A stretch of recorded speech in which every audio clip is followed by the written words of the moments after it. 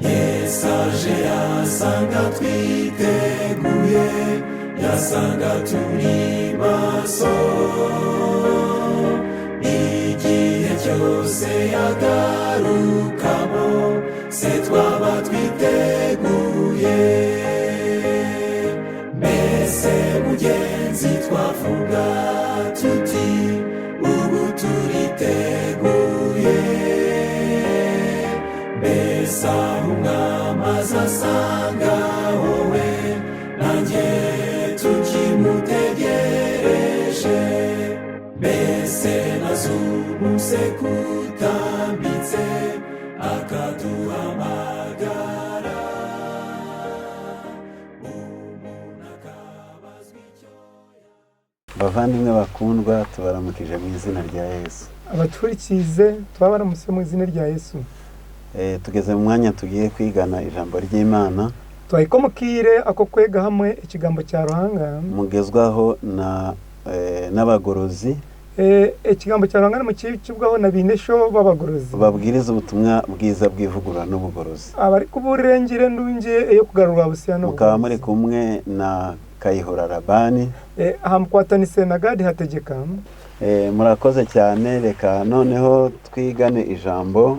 Mwakora reka twige hamwe ikigambo cya Ruhanga. Nkuko dukunze kuganira ku nyigisho z'uburyo bwinshi, nkuko turi kukira kuganira habyo kwega bitari bimwe na bimwe. Ubuho tugiye kwigana ku bijyanye no gusohora k'ubuhanuzi.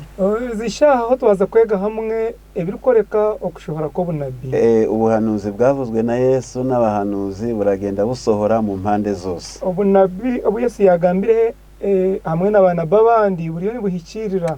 Ubuho tugiye kureba uko busohora mu bijyanye n'imyizerere. Twaza kuranzya uko muri bushohora omubikwatirine n'inyikiriza. Kuko hari ukuntu busohora, bugasohorera mu byaremwe, bugasohorera mu baturage, bugasohorera mu mahanga muri politike, ariko ubwo turareba uko busohorera mu bijyanye n'imyizerere. Hariho ubwo bunabiru kushohora muri za politics mu mahanga mu byahangirwe konka gataho rizoba niza kuganira uko bunabiru muri buhikirira bamunyikiriza. Yesu ari kumwe n'abigishwa be yabivuzeho muri Matayo 24. Yesu ari hamwe n'abegibe akakigambo muri Matayo 24. Icyo gice cyose yasobanuye ibizabaho nk'ubuhanuzi. Gishura yona akoreka ubunabi bwagirije kubaho. Reka mbonereho kubabwira ko ubuhanuzi burimo imigabane 3. Yaza kutugambira ubunabi buriyo mu bice kabishatu. Nukuvuga ngo iyo ubuhanuzi bumaze gusohora bwasohoye bwitwa amateka. Ubunabi kuburi kumara kwikirira ni bwitwa history. Naho iyo buri gusohora muri uwo mwanya ubwo buri gusohora bwitwa ibyaduka. Okuburi kuba nibuza kwikirira niba ni bwitwa ebiri kwija ningasha biri kutwika bihikiriza. Naho ubutarasohora bobokira ubuhanuzi ubwo tuba dutegereje imbere. Rero ubutakashohire bwe no bunabi ubuturi kwadutegereje. Umugambi wo kwigana ubu buhanuzi abari kugira ngo ibintu bye kujya bibaho ngo bikangaranya abantu bibatera ubwoba kandi byaravuzwe mbere. Iki turi kutuma tubaye na ntwego bunabobo no kugira ngo ebyo biri kwitubaho ebiri kubaho munsi bitakisa abantu ubwoba ahubwo ko bikarangwira. Icya kabiri, iyo twamaze kubyiga tureba uko twabyifatamo kugira ngo tutazasohoza ubuhanuzi bubi, kuko hari ubuhanuzi bwiza hakaba n'ubuhanuzi bubi. Ko turi kumara kwega niki turetera okuturahe kwate kugira ngo utakaba nita twahikirizo bunabo bubi abo ko hariho bunabi oburungi kandi hariho no bunabi. Rero weho uteza amatwi idini waba urimo usengeramo ryose cyangwa waba udasenga, ni byiza gufata Bibiliya yawe ugakurikirana buri kantu, kuko ntabyo tuvuga ku bwacu ahubwo turasobanura ibyanditswe. Iwe turikize kobo yinenyikiriza idini yo kushabiramo kobe otari kushaba n'ikirungi kwata Bible. Itwe turugambi to byitu nk'abantu kwerekana tugamba ibyo mu Ruhanga yahandikize. Muri Matayo 24 turibanda ku mirongo 2 gusa. Muri Matayo 24 mnonga makanda nsagata ahanyiriri birizonga. Turasoma umurongo wa 5 dusome n'umurongo wa 11. Umushorongo wa 5 hamwe n'umushorongo wa 11. Handitse ku murongo wa 5 ngo kuko benshi bazaza biyita izina ryanjye bati ni Kristo, bazayobya benshi. Umushorongo wa 5 handikira ngo bingi nibija kwija nibeyita izina ryanjye bakugira ngo ninye Kristo. kandi abo nibije kuhabisa bingi. Umurongo wa 11 nawe uravuga ngo n'abahanuzi benshi b'ibinyoma bazaduka bayobye benshi. Cyo ngo 11 kugira ngo kandi nabana bibinja babishuba nibije kwija kandi bahabise bingi. Yesu mu ndoro ye ya gihanuzi yabonye ko mu minsi y'imperuka abantu bazayobwa azaba ari benshi. Yesu omukureba kwe uko bunabi akaranze ngo mu buye bwa muhero abantu barije kuhabisibwa barya abantu. Nuvuga ngo abigisha b'ibinyoma ni baba benshi n'abahanuzi b'ibinyoma bakaba benshi bazakora umubyizi munini hayobe benshi. Abegesa babishuba kubarije kukanya hamwe n'abahebisibwe bakakanya icyo kiryaretera omuzizi rwabo kuba muhango bahabisensiyo. Akaba ariyo mpamvu turarikira umuntu wese gukurikirana, kuko hari igihe waba warakurikiye imyizerere ari warakurikiye umwe muri babigisha cyangwa abahanuzi b'ibinyoma. Nicyo kiri gutuma turi kugira ngo muturikize mu kwate Bible utakabona yesiga ngo hori no mu mazima kandi kumbi wakuritira umwe muri bana bibe bishuba. None abigisha cyangwa abahanuzi b'ibinyoma wababwirwa niki? Mwenushi omuntu nabasa kumanyata omwegesa w'ibishuba ninga shina bi uwe bishuba. Ako kagingo tutarakageraho reka tubabwire ko mu mugambi w'Imana ntabwo yari yaragennye cyangwa yashakaga ko habaho imyizerere n'amadini bitandukanye. Ako kagingo takakayishireho ikigendererwa cya ruhanga we akaba ataratekere ngwije kubaho enyikiriza n'amadini bitari kushana. Kuko hari abantu bishuka bakavuga bati bw'amadini abaye menshi n'umugambi w'Imana ngo hakizwe benshi. Ari abantu bari kwebiha bagira ngo ubw'amadini gakanyire n'ikigendererwa cya ruhanga ngo hakajunwa abantu bingi. Mu Baefeso igice cya 4 umurongo wa 5.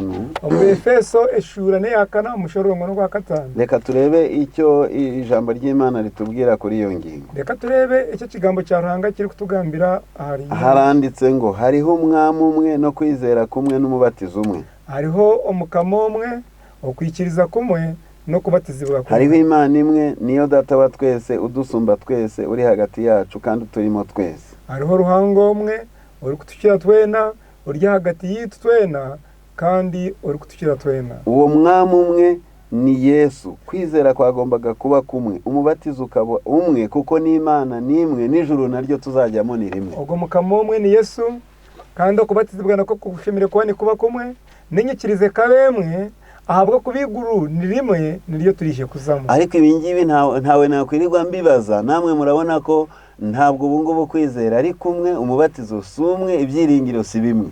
Mbene utine no mubona kusiba nimbuza abo ko bikanyira heraha kubatizibwa ati kucyari kumwe yenyikiriza ati si cyari zimwe ahabwo kuba edini zikakanyaza abanyinshi. Hari bamwe babatiza mu mazi menshi ni nawo mubatizo wemewe na Bibiliya, abandi bakabatizwa dukeya mu gahanga.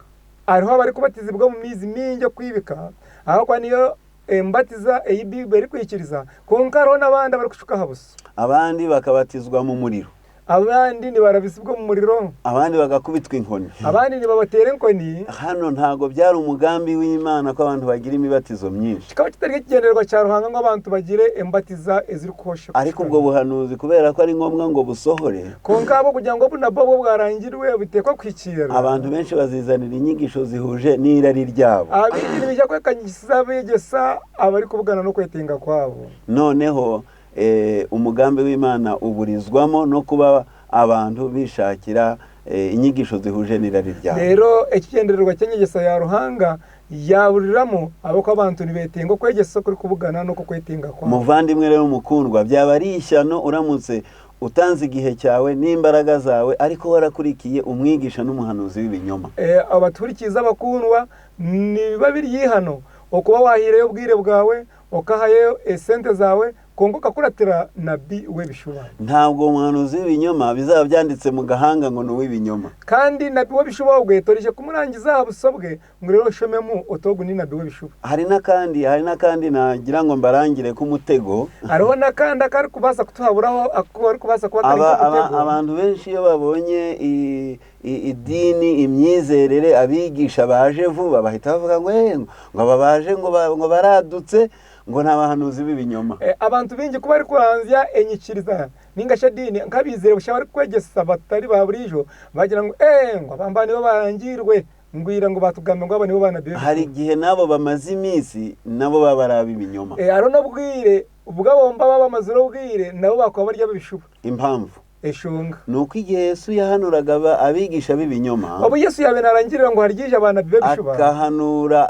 abahanuzi b'ibinyoma akagamba ngo haryije abana bibe bishuba aya madini yose tubona muri iki gihe nta na rimwe ryabaga ryabaho ezi dini zone zimukuranza zone ziriho ububwire bwa Yesu nabegibe tina dini nemwe yabirere Yesu akivuga ngo abahanuzi b'ibinyoma bazaza Yesu yabenagamba ati bana bibe bishuba baryije aya madini yose tubona amaze n'igihe afite abayoboke benshi yubatse akomeye yabaga atari yabaho ezidine z'urwego zamani ezine byombeko by'amani zikaba zitakabiriho none ibiranga abahanuzi b'ibinyoma ugomba kubipimisha buri dini iyo ariyo yose naho yaba imaze igihe niyije vuba ebyo byo biri kwereka abana bibe bishuba n'akacencu uzakoshemere kutari buri dini yona kebe yizirira kababe n'abamba bizirije nk'uko byanditswe muri Yesaya 8:20 ngo nimusanga amategeko y'Imana n'ibiyahamya nibatavuga ibihwanye n'iryo jambo nta museke uzabatambike. Yesaya 8 umushorongo gwa 20 kugira ngo umushange biri kuhamya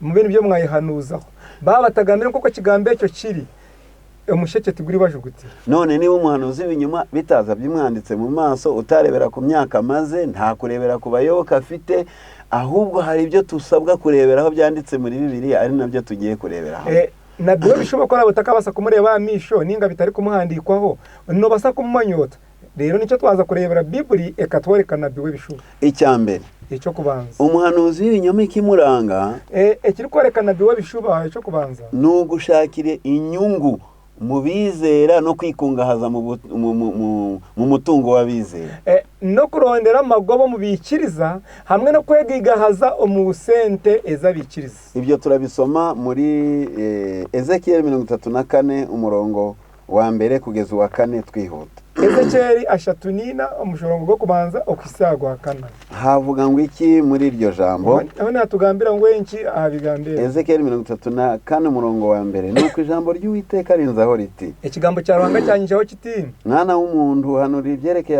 ababungeri b'Isirayeli uhanure ubabwira abo bungeri uti mwana w'umuntu hanura ebirikorekwa ahabarisa ba Isirayeli obahanure nogiroti abungeri b'Isirayeli bimenye ubwabo bazabona ishyano abarisa ba Isirayeli abari kwemanya bo bonka bari yaboni hano mbese ntibakwiriye kuragira intama ngeno shiti bashemere kuri isa entama ariko mwebweho murya ibinure mukiyambika ubwoya konkimwe ni murya bishaju murya zigomokire mujwaro bwoya mubagize ibyibushye ariko ntabwo muragira intama rero ni mubagezo ezigomokire konkati muri kuri sentama izacitse intege ntimwazisindagije konkeze zihwirama niti murazishoto ikize kandi ntabwo mwavuye izari zirwaye timuratambiye neza zabe zirwire n'izavunitse ntimwazunze kandi entame zabe zihendekire mukanga kuzunga izatatanijwe ntimwazigaruye kandi zabire zibuzire timurazisheruye kandi ntimwashatse izazimiye kandi timuraronzireze zabuze ahubwo mwazitegekesheje igitugu n'umwaga kureka mukazebembera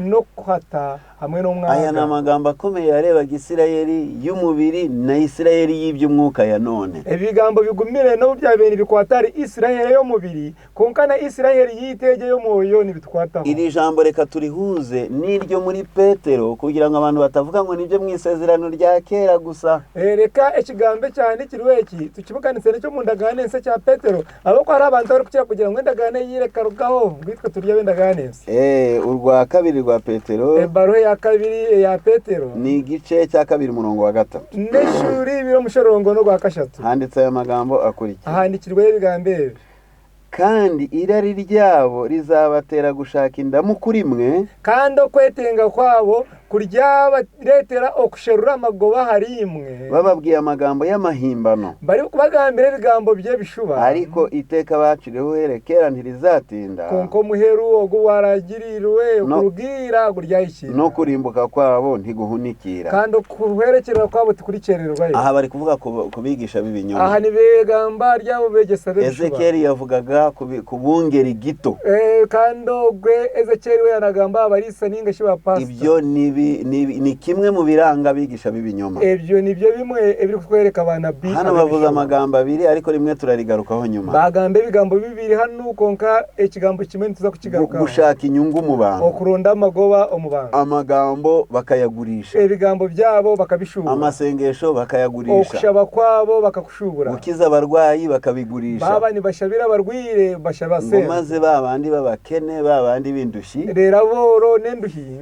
Ntabwo babareba. Aboti bakaba bakshabira. Ahubwo bareba ngo izibyibushye. Inguni bareba bomba babine makasente. Babandi babakire. Abomba babagi. Babandi bamerewe neza. Aba bari kushaje. Ariko kugira ngo tuze gucungura igihe cyacu kugira ngo akire kito karika cyo twakoze baravuze ngo bababwira n'amagambo y'amahimbano. Ni babagambira n'ibigambo bye bishuba babigunja. No kwangwa icya kabiri kiranga umwigisha w'ibinyoma. Kiri kwa kabiri kiri kwereka nabi wa bishuba. Akoresha amagambo yo yahimbye. Nakoze se ibigambo bye bigunjano. Ayimana akayagabanyaho cyangwa akayongera. Rero bya ruhanga bicendeza hatame ibigambo bye byika ningashi ayongera he binde bitandije. Mbega uburyo bubigisha nabo bahanuzi babaye benshi muri bakubaka nyiro mu bihe bwitubana bibe bishobora kandi bareba hahandi abantu bakeneye cyane kandi nibaranzya handi abantu bari kwetenga mu bakavuga bati abantu bakeneye visa zo kujya muri Amerika no mu Burayi kandi baranzya bati abantu nibenda visa kugira ngo baze Amerika baze na Europe ati nabonye Imana igiye kuguha visa rero atani kagira ngo unyorekirwe nareba ngo ruhanga naza kuhereza visa ariko Imana ugomba kuyiha ibahasha envelope irimo akantu karemereye kuko karuhanga nawe tekwa kumaka bahasa kari kuremera kari makasente abantu bashaka kuzabona abagabo kuko bazi yuko abagabo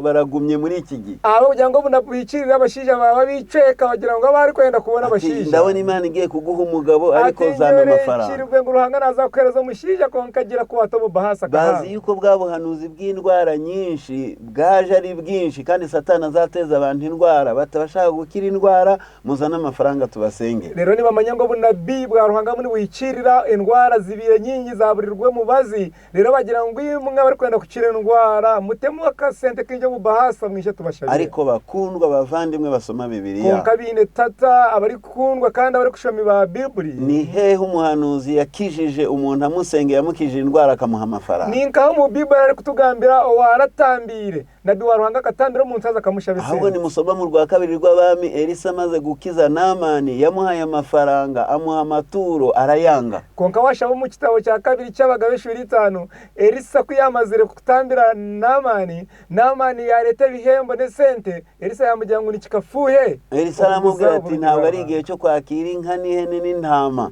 Elisa yamujya ngo tibuna ko kwakira ente n'embuzi n'intama ahubwo gihazi wanyuze inyuma akajya kubitwara murebe cyamubayeho rero mugaragu wa Elisa gihazi we yaye kwepa yarabe nyuma yaza kwakira bwa butungi ibibembe byamu nicyo gituma muri Petero havuze ngo no kurimbuka kwabo ntiguhunikira rero na Petero nawe yagira ngo kwerekera ko bambo bari kwesherura amagoba ati kuri tinda iby'Imana ntabwo ari business ntabwo ari byo gucuruza bya ruhanga tibishemere kwa business tirushuburo kuko ijambo ry'Imana riratubwira ngo mwahereye ubuntu mutangira ubuntu ikigambo cya ruhanga nikigira ngo tukahererwa busha nitwe tugume twire Luka igice cya 10 umurongo wa 8 ni Luka 10 umushorongo gwa 8 na Matayo 10 umurongo wa 5 kumanura na Matayo 10 umushorongo wa 5 ariko abahanuzi b'ibinyoma ngo Imana zabo ninda konka abana bibe bishuba ruhanga wabo nenda zabo Abafilipi igice cya 3 umurongo wa 19 Abafilipi 3 umushororo ngo 11 ariko twebweho iwacu ni mwijuru nkitwa witu no mwijuru twaherewe ubuntu tukahebwa busha Yesu aduha gukora umurimo ngo tubwirize abantu ubutumwa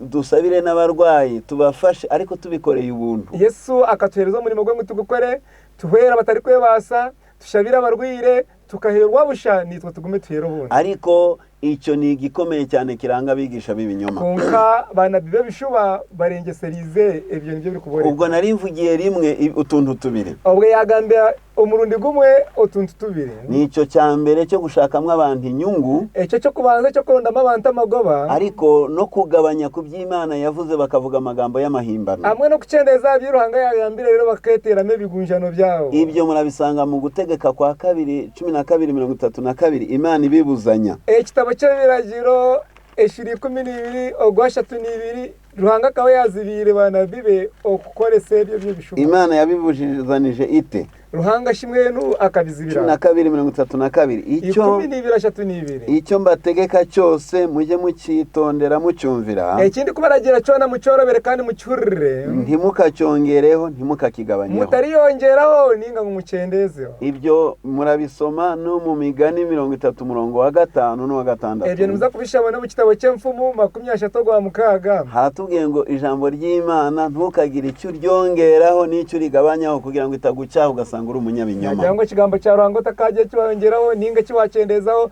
ahabwo kuba yakwana noza kushango ryo munyabishuba ababigisha n'abahanuzi b'ibinyoma kugira ngo bagire abayoboke benshi banabi abo abari kwagese bishuba kugira ngo babone bamemba bingi bagenda bagabanya ku by'Imana yavuze nibagenda kucendeza ryebye biruhanga yagambire ibindi bakabyongera ninga shibagira kibayongeraho bagafata amagambo y'amahimbano baronde ibigambo bye bigunjano amategeko y'Imana bakayagabanyaho kandi biragiro bya ruhanga basharaho ugiye mu kuva 20 murongo wa mbere wasanga ayo mategeko y'Imana 10 imyizerere myinshi yarayagabanije kuza mu kitabo cyo kuruga eshura yo kubanza aho hariho biragiro bya ruhanga ukashanga nyikiriza nyingi are biragiro byazengera ibyo ndasigaza utundi tugingo tubiri yasigazayo utuntu tubiri nanone ni ikintu cyitwa gushaka icyubahiro no gukomera nebintu birkwetwa okwesherure bitinisa hamwe no kuba umuntu w'Imana muri Matayo 23 murongo w'9 Matayo 23 mushorongo gwa mwenda Yesu yabonye ukuntu abantu bashaka ibyubahiro mu bintu by'iyobokamana Yesu akaranzye ko abantu barishe kwani basherure kitinisa umuyoboke by'ikirize by'amushabire kizaba ari icyorezo gikomeye yaranze kubirishe kuba biri kumire munonga maze abyiyama hakiri kare muri aya aza yarabura begibe hacari kare 23 murongo wa 9 abiri ni 3 mushorongo gwa kandi nimukagira umuntu wo mwisi mwita data kandi mutarigira umuntu wo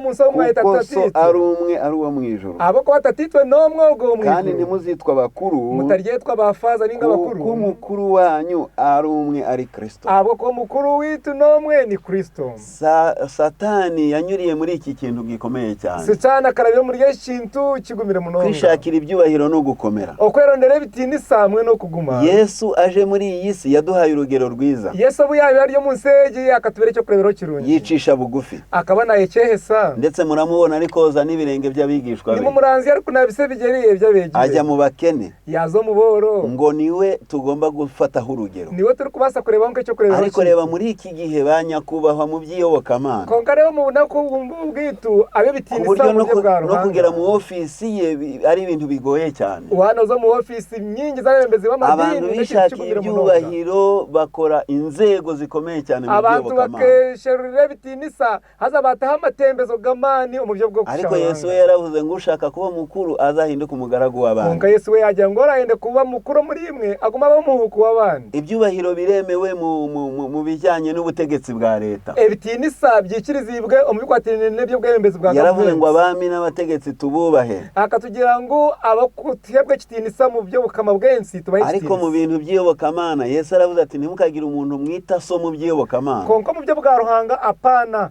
tatito mu ruhanga atariho Yesu niko twabyawe n'Imana tubyarwa n'ijambo ryayo tukazarwa ruhanga twazarwa n'ikigambo cya ruhanga Iso wakubyaye ku mubiri biremewe mwubahe tata wawe wakuzira mubiri muhereze kitindisa ndetse n'umuntu ukuruta mu myaka mwubahe rero no muntu ari kukira mu myaka umuhe kitindisa ndetse n'uruta nawe wamwubaha no wari kukira nawe umuhereze kitindisa ariko ibi bintu by'ibyubahiro byaje mu by'iyobokamana ni ibiranga abigisha n'abahanuzi b'ibinyoma konka bye kitindisa mu byo bwa ruhanga nebiri kwereka abana be bishuba mu by'iyobokamana turabujijwe ntitukagira umuntu twita mukuru mu by'iyobokamana mu byo bwa ruhanga mu byo kushaba tuzibirwa kugira ngo twahita mukuru inararibonye birakwiriye ko ayigufasha ariko kwigisha no kukuyobora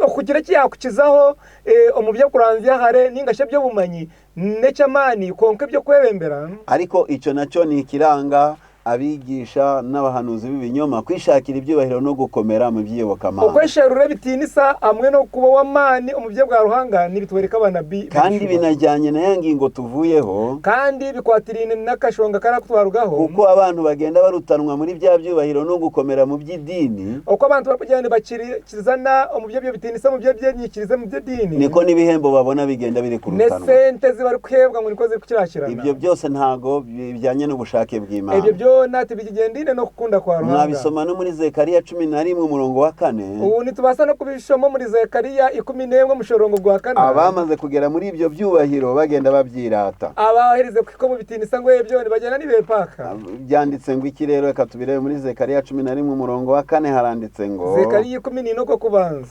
Uwiteka Imana yanjye iravuga iti ragira ubushyo bw'imbagwa.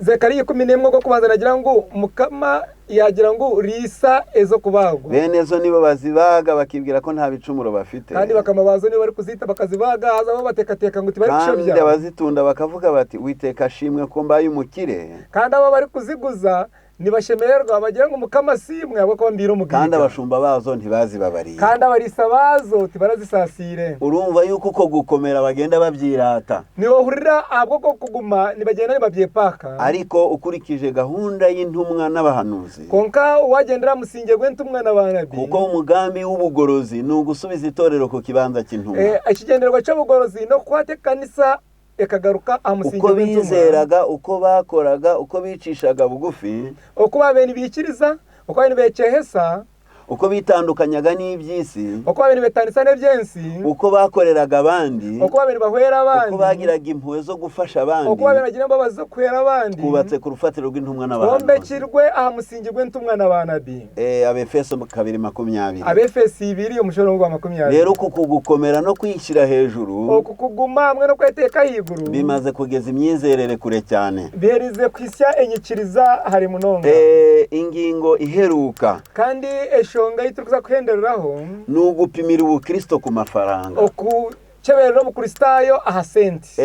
Iriya ngingo twayivuzeho, ariko be yayo cyangwa se agace kayo gasigaye, Ejo shonga twagigambaho konka kabika yakana kasigara. ni ugutekereza yuko abizera utanga amafaranga menshi No kutekateka ngo abikirizo ubwo ari kwa sente nyingi ngo ariwe mu Kristo cyane. Tutekateka ngo niwo mukristayo w'amani. Icyo ni n'ikibazo gikomeye cyane.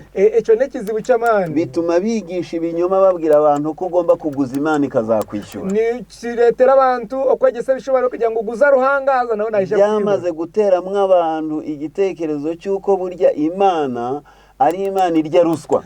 Kikaretera abantu okutekateka ruhanga kubi bagira ngo ruhanga shina we narye nguzi. Nugira ngo Imana igukorera ikintu ugomba kugira icyo utanga. Rero abantu batekateka ngo ruhanga kugira ngo agire cyo yakukorera no basa kugira cyo wabanza wahaye. Reka dusome iyi ngingo kuko ari nayo tuza guherukiraho. Reka kashonga tukashome niko turi muri tuza no kuhendera. Mu Baroma igice cya 11 n'ishure y'ikumiremo. Reka dusome aya magambo. Tushomeye ibigambe 11 11 umurongo wa 35. Umushorongo gwa 35. Ariko reka duhere haruguru gatoya. Ninde wamenye ibyo Uwiteka atekereza cyangwa akaba umujyanama we? Noho akumanye biruhanga ari kutekateka ninga akaba umuhabuzi. Ninde wabanje kumuha ngo azamwiture? Noho abandize kuguza ruhanga aza ngo ruhanga nawe mwihuri. Ninde kugira ngo ubona amaboko n'amaguru n'amaso Imana wari wayihaye iki? Kugira ngo ruhanga twe mikono amaguru namisho ina kitabe tumuhire. Abigisha b'ibinyoma Bana babo bishuba termometre yo gupima ubushyuhe bw'abakristo bayirebera ku mafaranga. Upima bwabo bari kupima isabikiriza babo nibarangiza mu sente. Ariko ibyanditswe biratubwira ngo byashoboka ko umuntu atanga n'ibyo afite byose n'amafaranga ye yose, ariko nta rukundo afite rwo gukunda Imana. Konka byahandikirwa byane bitugira ngo umuntu nabasa koyene byayine ayeyo ngo konka tine rukundo yo kukunda. Kubera ko umuntu ari gushaka imigisha, ashaka gukira indwara, ashobora gutanga isente. Abo ko umuntu nayende migisha yo kumushabira nayenda ngo akiro burwira bwayine eco nicyo kumuhaririza aheyo se. Abantu barasoma Bibiliya basa n'abazicuritse. Abantu nibashoba Bible bari kushanga abacurikire. Bafata batanze menshi ngo ko ari bo bakiranutse cyane ku Mana. Rero bakwata ngo ababahireyo byingi nibo bahikirire kushaha ruhanga. Ariko reba Yesu abantu bari gutura akareba umupfakazi watanze amasenga 2. Konka reba Yesu ubwire yarangiza abantu bari muri batura yaranze umupfakazi ori wahireyo senti 2. Abatunzi batanze byinshi cyane. Konka bagiga bo bakabahireyo byingi. Ariko Yesu aramubwira ati uyu nguyu yarabarushije. Konka Yesu we yabagira ngo gwinimbagandira kuko yari yatanze umutima we. Abako yahaye umutima gwe. Ariko ku mubare w'isente ni wari watanze dukeya. Konka ahabye kubara mu sente akahire. Ntabwo urugero rwo kwizera n'ubukristo bupimirwa ku mafaranga. Rero urugero rwo bukristayo turi kureberwa ahasente. Ariko abigisha n'abahanuzi b'ibinyoma barebera kuri izo sente. Konka begesi nabana bibe bishuba nibarebera uwo nguwo watanze niwe bagira umukuru w'itorero, ubwo ngubwo ruko sente nyingi niwe ariko uwo watanze bacyakira byinshi niwe baha ibyubahiro, kandi ubwo ruko byingi niwe ariko kitindisa, ndetse no mu rusengero bakamubwira ati ngwino wicare imbere, kandi mu kanisa bagira ngo ijeho kitindisa sitamo, bakibwira ko urwo rusengero ubwo no mu ijuru ariko bimeze. rero batekateka ngo nikwe no mwigurukira basi. Reka rero Imana idufashe, reka mukamasohere iturinde gusohorerwaho n'ubuhanuzi bubi, aturinde okushorerwaho, iturinde no kubusohoza, aturinde no kushohoza ubunabo bubi, ahubwo dukurikire ijambo ry'Imana uko ryavuzwe, tukuratira ko kigambo cyaranga kiri kuturagira kugira ngo tuzagire iherezo ryiza. tuje kugera mu herundu. Imana iduhe izo mbaraga Mukama tuhamana kandi duhe n'ubushake n'inyota byo gukomeza gusoma Bibiliya, no gumza mu cyoma Bible, kugira ngo itunyuze muri kwa kwizera kumwe n'ibyiringiro bimwe, aturabyo mu kwikiriza kumwe n'amasiko, tuzabe no muri rya juru rimwe mu izina rya Yesu. rimwe mu izina rya Yesu. Yesu aje yasanga twiteguye, yasanga turi maso, igihe cyose yagarukamo se twaba twiteguye. Mbese mugenzi twavuga tuti ubu turiteguye, mbese aho umwami azasanga wowe nanjye tukimutegereje, mbese nazumuse kutambitse akaduhamagara.